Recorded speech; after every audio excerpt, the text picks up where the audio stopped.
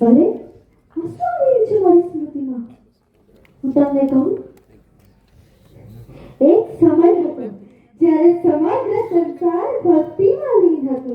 હરે કૃષ્ણ કૃષ્ણ કૃષ્ણ હરે હરે, હરે રામ રામ રામ હરે હરે. અને અચાનક પૃથ્વી પર હાહાકાર મચી ગયો.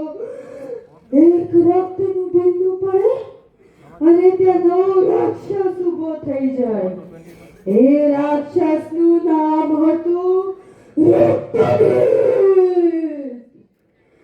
એનો માત્ર એક જ ઉદ્દેશ્ય હતો, સનાતન ધર્મનો નાશ. એને એક મનુષ્યનો નાશ કરી દીધો જે ભક્તિના માર્ગે હતા.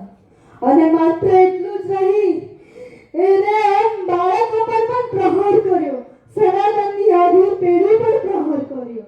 એને બાળકોમાં અધર્મનો બીજ વાવી દીધો. અને ધર્મ એટલું વધી ગયું કે અમે પોતાના ધર્મ અને મારા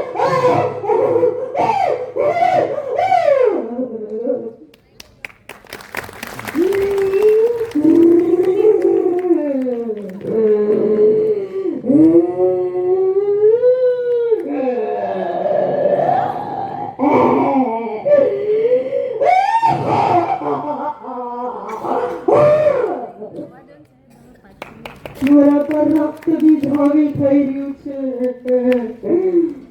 પણ જ્યારે આ સૃષ્ટિ પર અધર્મ વધ્યો છે,